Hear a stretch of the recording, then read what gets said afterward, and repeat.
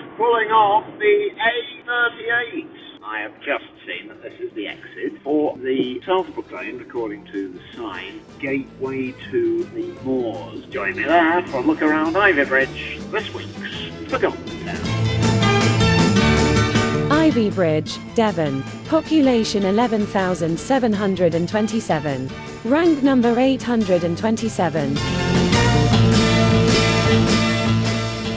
We are in the car park and the sign asks, have you paid and displayed? And the answer is no, because they accept pay by phone. So whilst I will have to pay £1.50, I have no intention of displaying.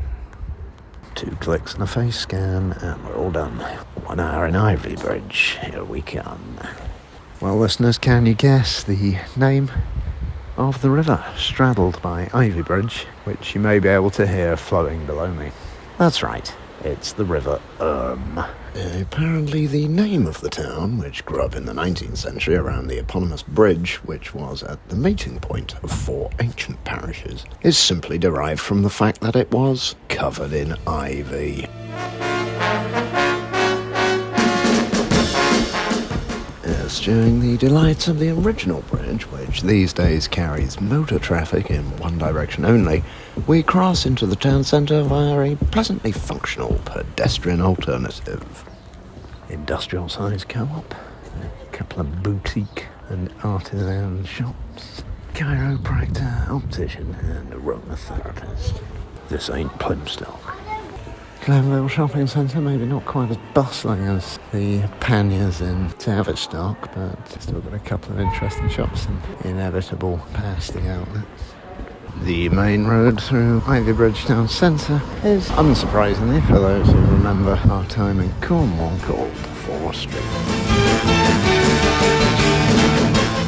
So, as the natives go about their soporific Friday afternoon business, we check Pevsner to find that the early development of Ivybridge largely centred around the Stowford paper mills, which were a large employer here before finally shutting 10 years ago, and have now largely been converted to residential use. Further growth was encouraged by the arrival of the railway and the impressive viaduct which still straddles the valley overhead. Train services actually ceased for some decades in the second half of the 20th century, before resuming in recent times at a new station, which offers direct hourly services to both Cornwall via Plymouth and London via Exeter. Not bad for a sleepy town of this size.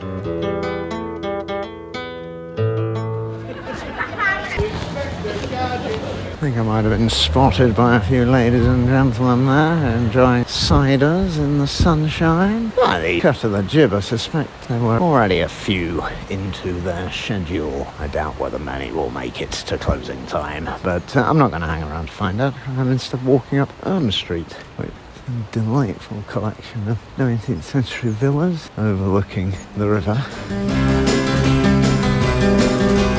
As we stroll, we reflect on the current state of the Forgotten Towns Challenge, which centres on my attempt to visit all of the United Kingdom's 1,000 largest settlements. This season concentrates on my efforts to bag the last remaining 9 towns in England, all here in Devon, before a final push in Season 12, where, God willing, I will complete the exercise in the west of Scotland. But as highlighted by a missive from Ephraim Gadsby of Streatham Common, a rather worrying development has emerged. He informs us that the geographist website previously cited as the source of our list has been taken offline, and that surely our challenge is now null and void. Well, no, listener, you're wrong, and I don't much care if you're taken offline either, because all relevant information has already been recorded and should imminently be available via our own website at forgottentowns.org. It's taken as read that population data will change on a daily basis, so one can only start from a fixed point,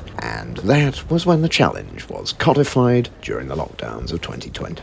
No further quibbling will be entered into. So, as we find ourselves back at the car park, our time in Ivybridge is at an end. See you next time in Paynton. I've been to the east and I've been out west and I've been all the world around, but I ain't seen none come anywhere near Ivybridge, Devon.